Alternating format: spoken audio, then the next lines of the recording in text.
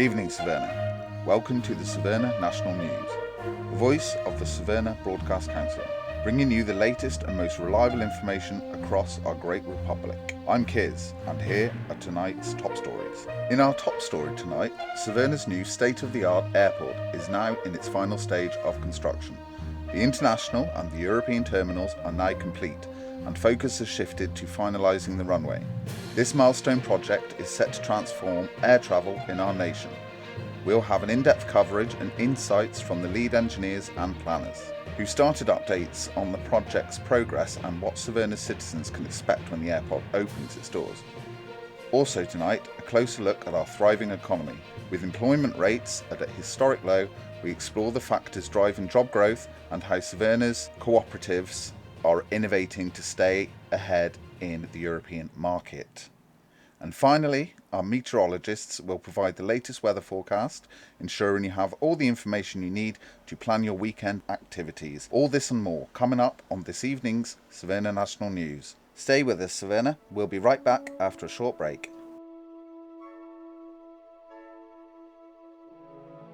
Welcome back, Severna.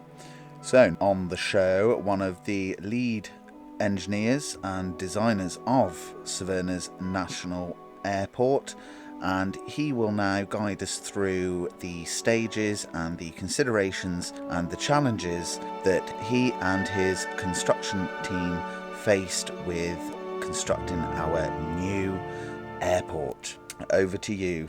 The first consideration when you are building the airport is to make sure that you've connected the airport to the road network via a road airport connection, as without this only the aircraft construction materials will be able to enter the airport. Also, a little advice is, if ever you are building an airport, is you don't need all of the tarmac immediately to get vehicles to different sections of your taxiway and your apron. You can lay down the mud taxiways, which are free, and the construction vehicles will use these to get around the airport and lay down the construction resources where they are needed for the asphalt taxiways, so do bear that in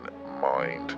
Also, make sure that you have the correct size parking bays for the aircraft that you will be accepting at your airport, and also that all of the connection ways are nicely spread out and you don't have, as far as you can tell, any areas where aircraft will bunch up, or that you will have a lot of aircraft crossing. As with the railways, it is always better to spread out as much as you can and then trim back if needed, than try and put everything in a confined space as possible, as this may lead to unforeseen issues later down the road with the airport or the construction in general. That can be said for a lot of things in our republic and a lot of considerations that we do have. Also, along with the airport, there will be a new train station provided by Severna Transport, connecting the airport to the rest of the rail network across the island, which will obviously be expanded in the future as the Severna government does open up more land for development by the Department of Construction. Now, the two terminals that you can see there in front of us is the international terminal on the right, the one that's sticking out there a little bit further, and the European terminal on the left there, which we can see is very nearly approaching completion right now. So also remember that there will be new fuel facilities at the airport, new fuel tanks and fuel pipes, so all citizens should be aware to look out for hazard signs when out and about around the airport. That was one of Severna's chief designers and engineers there, just giving us a brief overview of what considerations needed to go into the airport. Well, thank you very much for your time. It's a pleasure, thank you. That obviously, yes, can be said about many things in the Republic.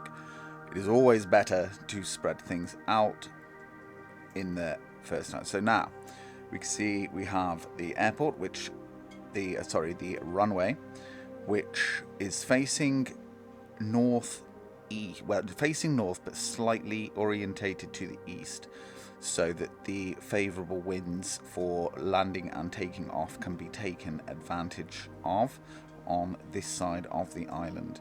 Now there we can see on the north side of the runway, we have now for the first time laid farms in Severna, as the area around the runway for safety reasons needs to be kept as clear as possible, as most incidents when it comes to air travel do occur on landing and taking off.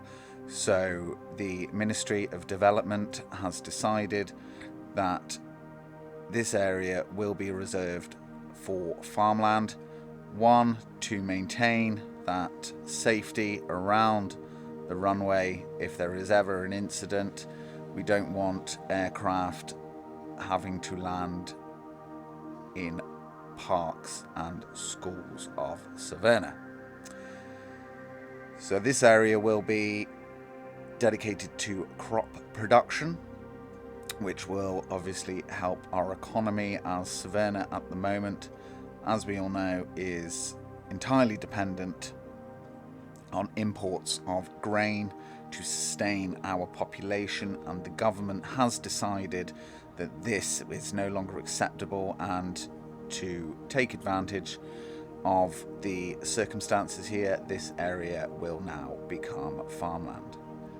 Also in the future, we do plan to remove the wind farm 1, which is on the north side of the Severn River, as we believe that this area could become a rather nice tourist destination, as good views of the city can be had from this point.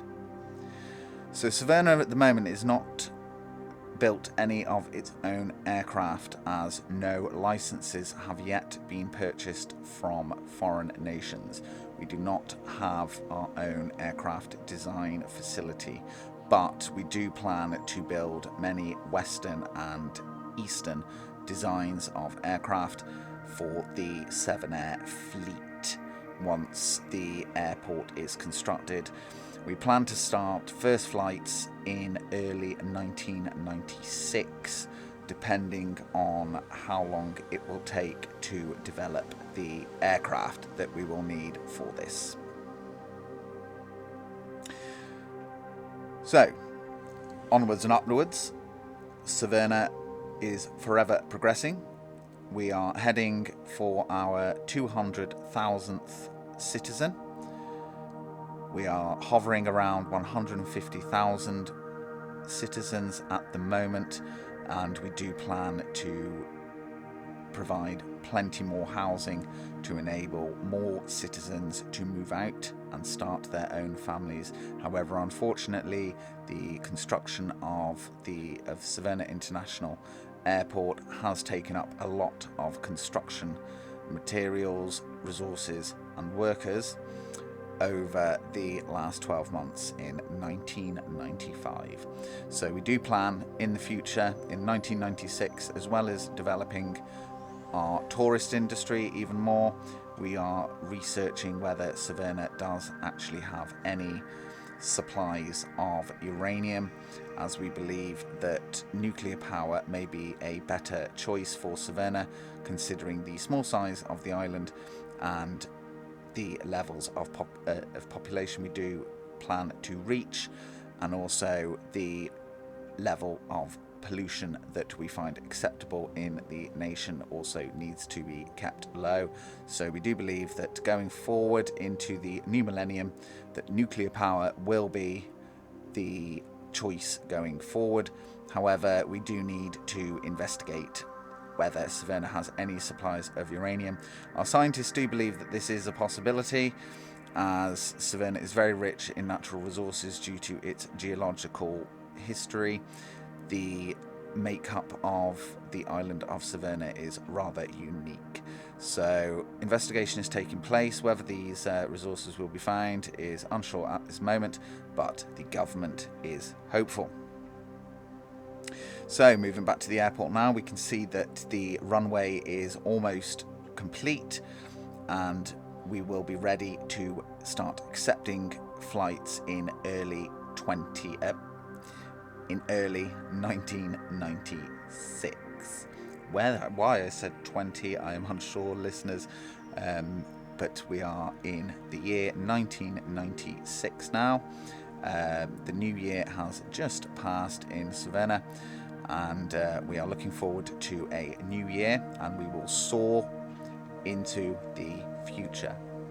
Thank you very much for watching this Severna Development update today. Unfortunately, we've not been able to get around to the statistics of 1995, as the airport construction did take a little bit longer than anticipated. So there will be a follow-up report